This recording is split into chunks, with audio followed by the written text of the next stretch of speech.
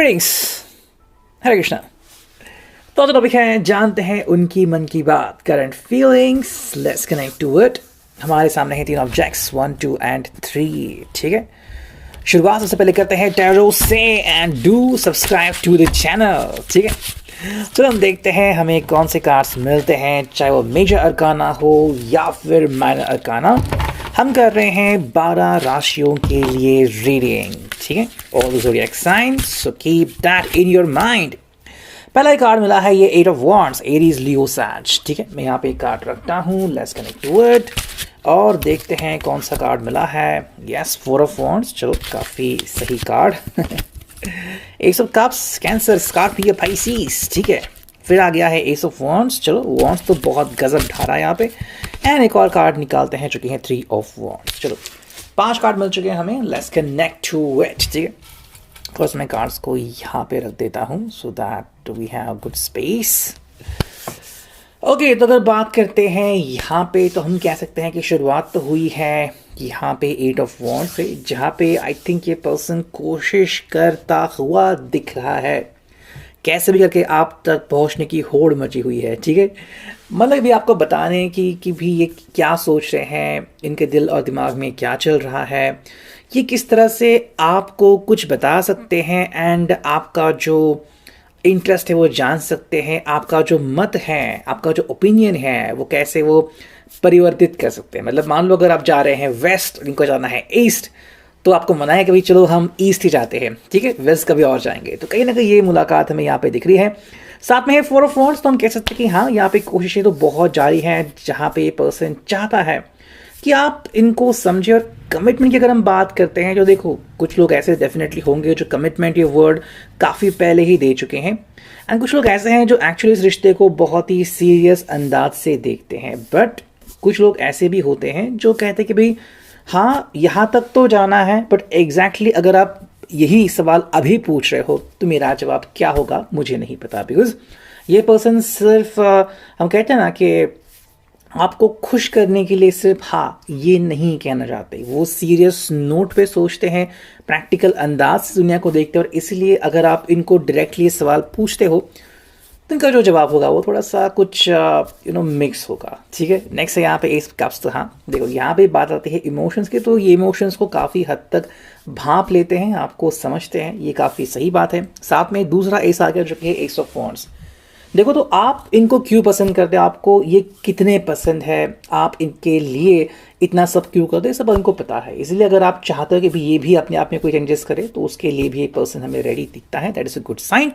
साथ में है 8 ऑफ वॉन्ड्स, तो हम कह सकते हैं कि भाई 3 ऑफ वॉन्ड्स, तो हम कह सकते हैं कि देखो ये आप ही के इंतज़ार में है। ठीक है, आप चाहे इनको बता दे कि भाई हाँ मैं भी वेट करने को रेडी हूँ, या फिर क्यों ना हम इस रिश्ते को एक नया मोड़ दे, नया एंगल दे, या फिर जो सीरियस थिंकिंग है वही चलती रहे, जो भी आपकी सोच है आप इनको बयां कर सकते हो। ठीक है, नेक्स्ट अगर हम बात करते हैं इस ओरेकल की, तो यहाँ पे कार्ड आ गया है fortune, as you can see. देखिए, तो फॉर्चून कार्ड है यहाँ पे। देखो, इस पर्सन के हिसाब से फॉर्चून काफ़ी इंपॉर्टेंट है और इस रिश्ते में इनको यही दिखाई दे रहा है। एंड अगर आपका सवाल है कि क्या सोचते हो आप, तो ये कहीं ना कहीं किस्मत भरोसे भी हमें दिखते हैं। ठीक है, as per the Fortune card. Second जो है वो है मर्चेंट। देखो, कहीं ना कहीं बिजनेस माइंडेड माइंडसेट है इनका, इसलिए अपनी जॉब या फिर करियर के कारण जो है वो इनकी जो सोच है वो थोड़ी सी मैनिपुलेट होती दिख रही है। मैं भी जैसे कि कुछ करियर होते हैं जहाँ पे आपको पूरा फोकस होना चाहिए, ऐसे में लोग रिलेशनशिप तो बनाते हैं, लेकिन जब आप कहते हो कि सीरियसली हम इस पे आते हैं या फिर मैरिज को देखते हैं, तो वो कहीं ना कहीं रुकते हैं, बिकॉज उनके लिए उनका करियर प्रथम आता है। ठीक है, थर्ड जो कार्ड है यहाँ पे वो है चाइल्ड। हाँ, कुछ लोग ऐसे भी हैं जो खुद ही एज ए चाइल्ड बिहेव करते हैं। मतलब काफ़ी लोग कहते हैं कि भाई इमैच्योर पर्सन है या फिर मैच्योरिटी नहीं दिखाता, तो वो भी चीज़ यहाँ पे देखी जाती है। एंड कुछ लोग ऐसे हैं जिनकी फैमिलीज़ हैं and they are happy together, maybe you are married and you are happy in your family. ठीक है, नेक्स्ट अगर कार्ड यहाँ पे आता है जो है सर्विस, तो यहाँ पे बात आती है इनके रिलेशनशिप की एंड इनके प्रैक्टिकल रिलेशनशिप की, मतलब जहाँ पे काम करते हैं, एज ए बिजनेस करते हैं या फिर जॉब करते हैं।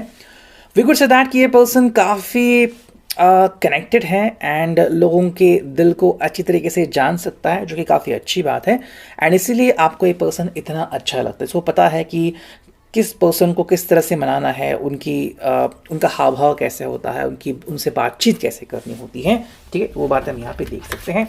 नेक्स्ट अगर हम करते हैं यहाँ पे रीडिंग, तो देखो ये पहला कार्ड आ गया जो कि है सेक्सुअल इनकम्पैटिबिलिटी। तो ये कार्ड कहीं ना कहीं यहाँ पे आता है। देखो पहला ही कार्ड यहाँ पे आ चुका था फॉर्च्यून, अब ये आ गया है। तो अगर आपको कहीं ना कहीं लग रहा है कि भाई कुछ चीज़ें जो है वो काफ़ी हद तक मेल नहीं खा रही, या फिर इनका जो सेक्सुअल अंदाज है या फिर जो इनकी सोच है, अगर इन्होंने आपके साथ कुछ डिस्कशन किया है कि वो क्या चाहते हैं या फिर किस तरह से अपने आप को आपके सामने इजहार करते हैं, आपको अगर ये पसंद नहीं आ रहा या फिर ये विदाउट कमिटमेंट इस रिश्ते को इस एंगल से ले जाना चाहते हैं, तो कहीं ना कहीं ये इश्यूज थोड़े से बन सकते हैं या फिर बन चुके हैं काफ़ी लोगों के बीच। नेक्स्ट है आर्ग्यूमेंटेटिव। तो हाँ, दिखने में तो आप एक काफ़ी अच्छे कपल भी दिखते हो, जो कि बहुत ही अच्छी बात है। But on the other hand हम कह सकते हैं कि भाई जब कभी किसी बात को लेके बहस होती है तो कभी वो बहस बढ़ जाती है।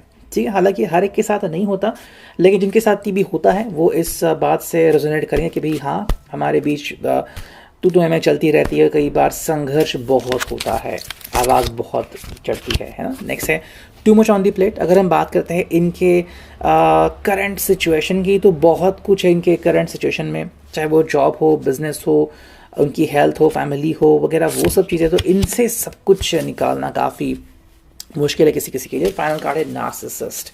अगर हम ये कार्ड देखते हैं तो कुछ लोग जो हैं वो एक्चुअली जो दुनिया जी चुके हैं वो थोड़े से सिर्फ अपने आप तक ही सिमट कर रह गए हैं। इसलिए जो लोग ऐसा नहीं है, बहुत ही अच्छी बात अगर आप उनके कांटेक्ट में हो, लेकिन जो लोग ऐसे हैं नार्सिसिस्ट, जो सिर्फ खुद का ही मतलब जानते हैं और जैसे ही खुद का मतलब निकल गया तो वहाँ से चले जाते हैं, ऐसे लोगों से अगर आप दूर रहें तो ही आपके लिए बेटर है। सो ये था आज का reading. I hope it was it.